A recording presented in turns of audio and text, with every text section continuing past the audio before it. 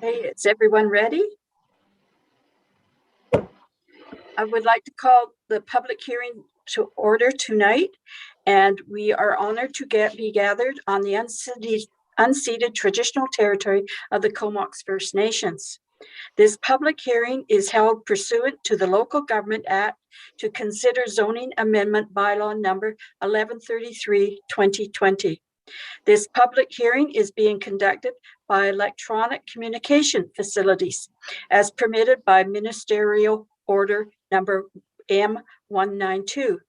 At this public hearing, all persons who believe that their interest in property is affected by the proposed bylaw will be afforded a reasonable opportunity to be heard or to present written submissions respecting the matters contained in the bylaw that is subject to this hearing. Copies of the bylaw, related information, and written submissions that were received before noon on March 1st, 2021 are available at the public hearing information packages on the village website.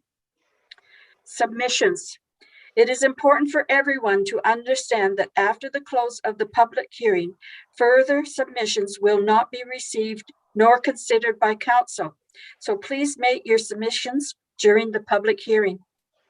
Submissions may be made by those in attendance by phone and video, by raising your hand using the zone tools in the reactions menu, or for those on the phone by pressing *9. If you raise your hand, please wait until you are acknowledged. Then you will need to unmute your microphone before speaking. This is done on the phone by pressing *6. Please state your name before speaking and indicate in which community you reside. Because the public hearing is live streamed on the internet, it is not necessary to state your address, and we will not ask speakers to turn on their video.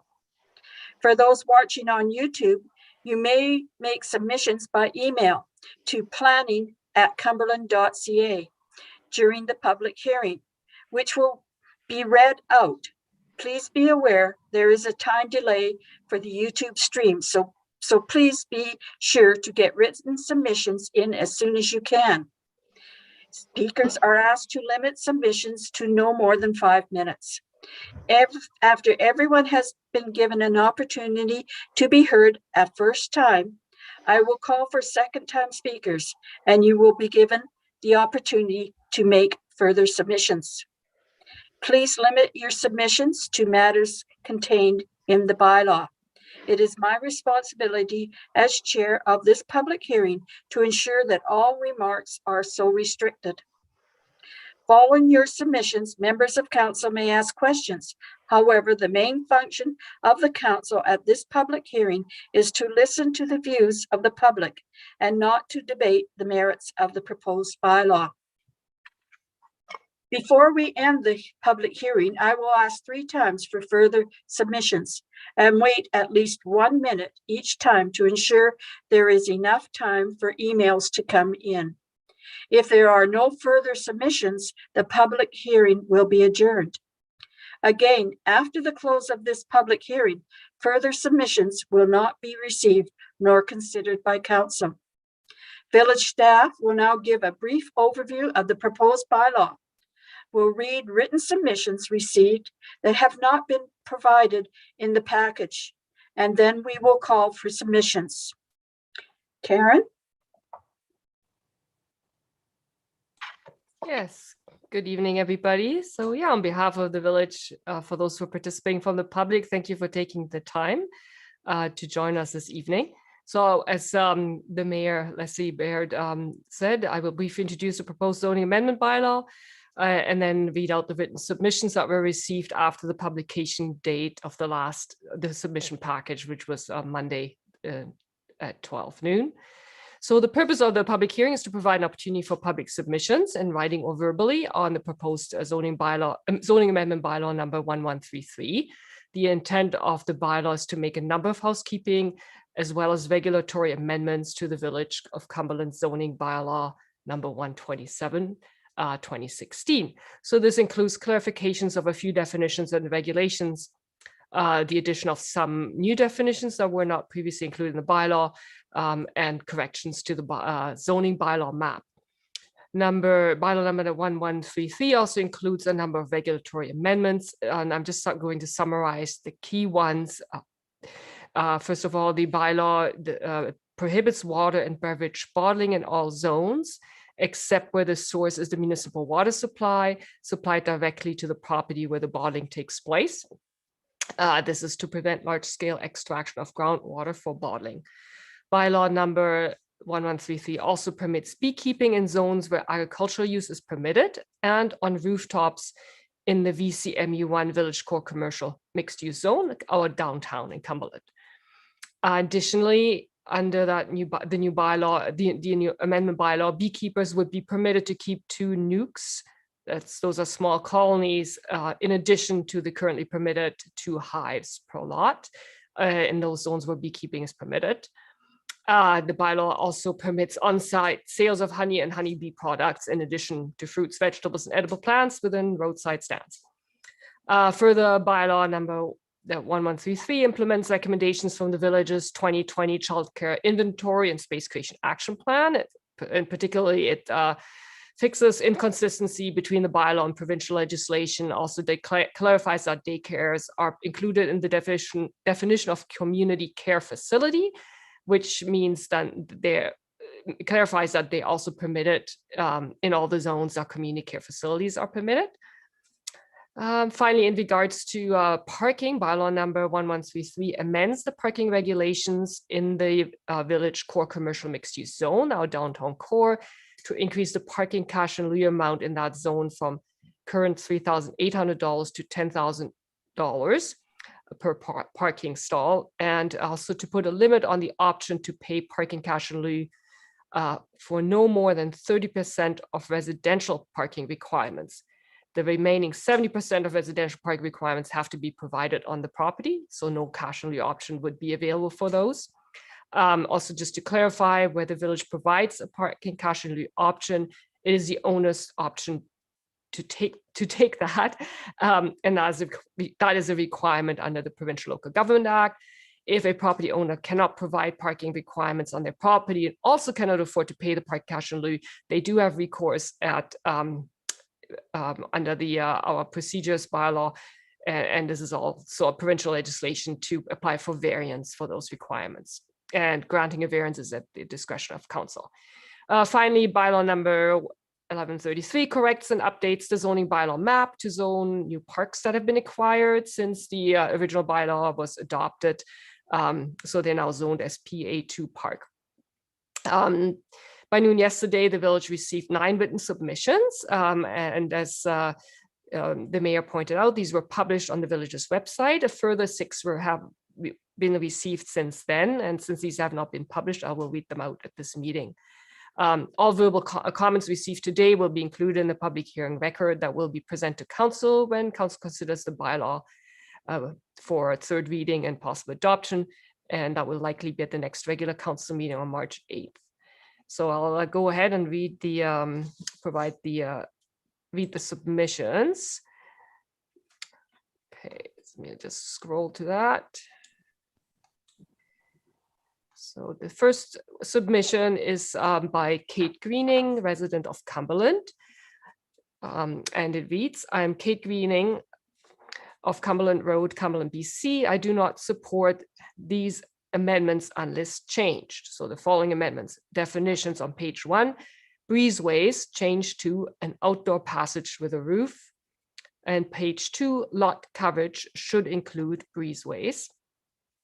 Manufactured homes should have the definition and requirements as set out in the Manufactured Home Act and its regulations. Motels in the definitions add and may have kitchenettes. Page 4, part 4, 4.3b, please delete.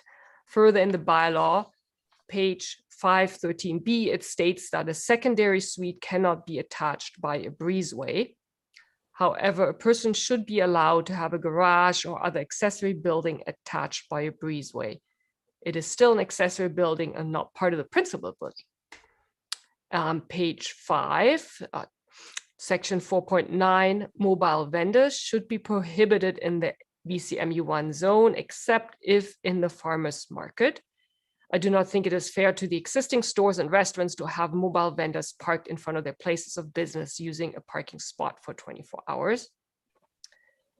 Section 4.112 BI, change to honeybees shall be housed in hives located only on the rooftop, and delete 4. Currently it says honeybees, not honeybees on hives. So page 6, why increase in lieu of provision for parking? How does this help create parking? I would suggest that if we want to support our downtown commercial core and desire to maintain the historic buildings in the VCMU1, should be exempt from parking spots. The increase would just apply to the rest of the village. Money that the village was given to help restore the economy could be used to pave the parking lot behind the cultural center, post signs directing people to parking lots. There's approximately 800,000 left, which could be utilized to help produce parking spots.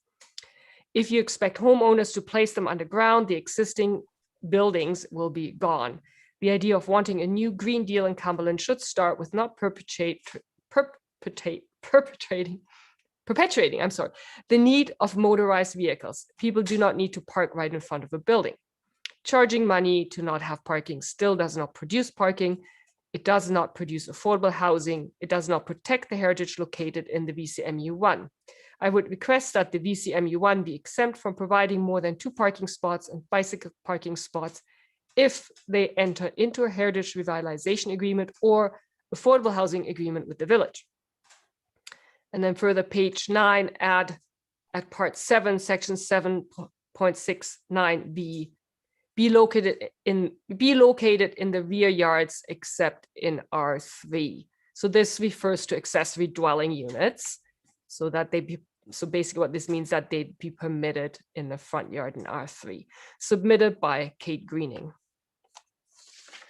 Okay, so then we have a submission by,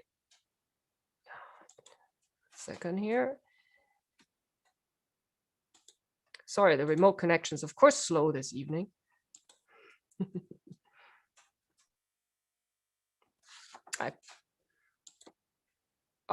Okay. So this submission is to mayor and councillors by Frank and Julian Anderson of Merville, BC.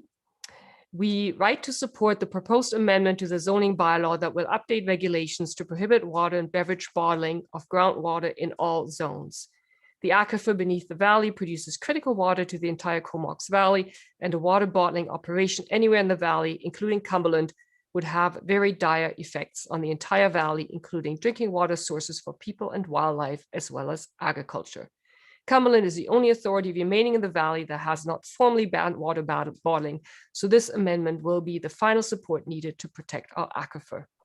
As water is in the danger of becoming a commodity, and climate change and dropping groundwater tables are making water security a priority, this is an economically and ethically sound prohibition to make. Good community planning requires the safeguarding of water resources, and a ban on water bottling is a critical underpinning to a sustainable community protection plan. Thank you for your consideration of our thoughts. Sincerely yours. Okay, so that was Julian. And then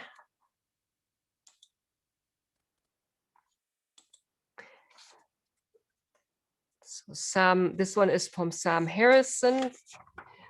Good morning. As a resident of Cumberland, I would like to express my support for the increase in cost of parking in lieu. Sorry, my screen is cutting this off. 1 second. From 3,800 per space to 10,000 per space. However, limiting the maximum amount of in lieu parking to 30% of the requirement, particularly in the downtown area, runs counter to the ethos of Cumberland and the OCP. We should be prioritizing density, car-limited culture, and the associated walking, cycling, and community that goes along with it, not ensuring ample parking. If council wishes to provide ample parking, especially in the downtown area, it would achieve better results by requiring underground parking for apartment and condominium buildings. Okay, 3 more. I'm going to read them old-fashioned from paper, as my connection is so slow. This one is from Darren Adam from Cumberland Brewing Company and resident of Cumberland. I do not think there's a parking problem in Cumberland. My opinion is one that many community voices agree with. If you disagree and think that there is a problem, where's the study to back that opinion up? How can such a large economic development penalty be created without any study or definition of what constitutes a parking problem? The notion that once in a 4 months period during summer, you may have to park a block or even 3 away from your destination is pure entitlement. Let's not give so much focus to vehicles, let's focus on the future. If the mandate of this bylaw is to truly create more parking, then it has already proved to be a failure. There's no more parking that has been created in 5 or so years since this bylaw has existed, and there's no way to judge how many projects, business ideas, and housing were delayed or stopped due to its cost. There are just too many negative aspects of this bylaw. I believe council's mandate should be to encourage locally owned small and medium-sized businesses, which is the exact thing that helped to contribute to developing Cumberland's legendary status. It was made in part by the very hardworking visionaries who developed the intimate businesses and home-based business services that make Cumberland desirable to locals, newcomers, and visitors. We should be encouraging alternate forms of transport, biking, e-biking, walking, and adopting new forms of transportation as they develop. Ride-hailing, ride-sharing, and in the not-so-distant future, self-driving ride-hailing. A tax for parking does not do any of this. I wonder if any planners with a 20-plus-year view in the future have as much emphasis on cars and the space they use in their concerns. I would wonder why if they did. Let's truly be visionary as a community and creatively plan for the future that will have less cars, not pander to the ways of the past. This tax on development and new businesses is actually disingenuous toward locally owned economic growth and affordable housing. Small business is the biggest driver of new jobs, and once again, it is being punished. All these taxes will be paid by the end user. Business is leasing from owners and residents who may or may not need to park a car. Council needs to understand that this bylaw does not contribute positively to economic development or small locally owned business, and to increase the cost now is further commitment to reduce mom and pop shops and affordable housing. I can tell you that when we started the brewery 6 years ago, if there had been a parking relief fee that added even 20 or 30 grand to our bottom line, that would have been enough to make us seriously think about abandoning the project. We were not subject to the bylaw when we opened the brewery because we opened before it was brought to life. We were not subject to the bylaw when Riders moved from its original location because it was not a change of use that would trigger the fees. Again, the potential addition to the cost, if it had been a possibility, could have derailed our plans. How many great new businesses have we lost to this bylaw? I can say with absolute certainty that neither of our businesses would have been able to be as active as we have been in supporting community nonprofits financially as much as we have. These are serious consequences with long-term impacts. The potential amount of money that could be collected, even with the unbelievable increase you are proposing, is not possibly enough to justify the negative economic impacts of a multinational corporation taking up residence on our street, nor will it ease any parking issues. But if I'm wrong and you really want a subway or more large corporations to come to town, you are on the right track. Okay, so the next submission is by Judy Lawrence, resident of Cumberland. Maybe I find this here. Yes. I'm very pleased to support the new regulations to restrict water and beverage bottling in all zones of Cumberland. It is so important that we responsibly be responsible stewards of this precious resource. I'm also in support of the new beekeeping regulations, which will allow beekeeping in certain zones. Pollinators continue to decrease in numbers, and we need to support them in whatever way we can. And I'm very pleased to notice the amendment to the parking regulations in the VCMU1 with the increase to the parking cash in lieu from 3,800 to 10,000, and the limit on the option to pay parking cash in lieu to no more than 30% of residential parking requirements. The new apartments being built in the downtown core will put yet more demand on parking spaces downtown, where on certain days it is already very difficult to find parking. Overflow parking will creep into residential areas, which should be reserved for residents. Imagine coming home and finding that you can't park in front of your own home and perhaps have to park some distance away because there weren't enough parking spaces provided by the developers of the apartments. Not good for neighborhood vibes. I want to express my appreciation to Council for introducing these very positive amendments. Thank you so much, Judy Lawrence. Okay, so the last submission that we received is by Grace Doherty, also resident of Cumberland. I do not support Bylaw 1133, specifically the proposed increase in cost payable by developers in lieu of parking stalls, without a plan to use these monies to provide a reasonable alternative for tenants' patrons. This does nothing to alleviate increased parking congestion except by discouraging construction altogether. We are trying to increase density in the downtown core and to provide more affordable housing options, as well as support local businesses. For those developers opting to pay, the 30% limit does little to solve the parking requirements for more than a few tenants' patrons, and the additional building costs incurred will be passed on to those tenants. Underground parking is an expensive option, may or may not be feasible or even possible.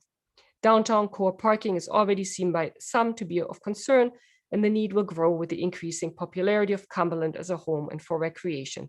I believe that this issue needs to be addressed in a broader way that is equitable and transparent. I do not support Bylaw 1133. So that's it for the submissions. Thank you. Okay. Nobody has their hand up, so I'm calling once for further submissions.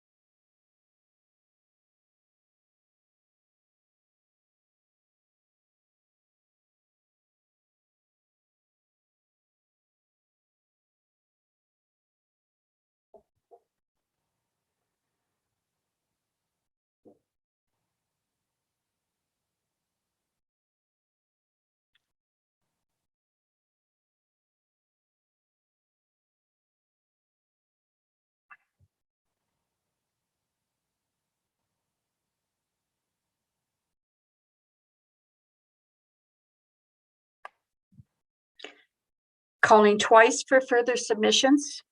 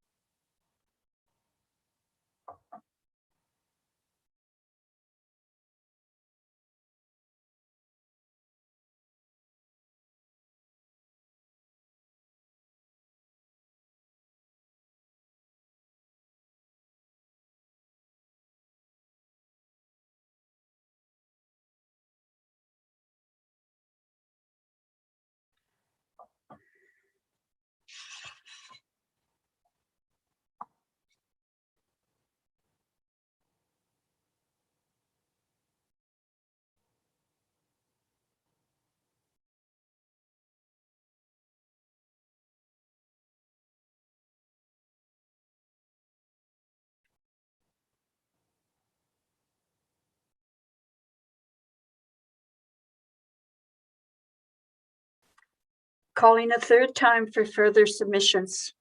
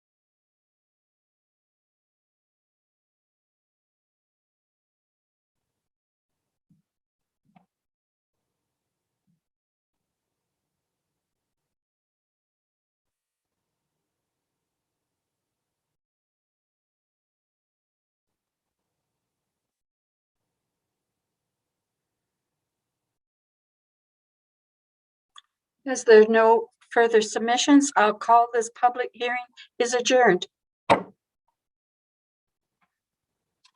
Thank you very much, members of council. And Thanks. our guests this night and you. staff. Bye, everyone. Good night.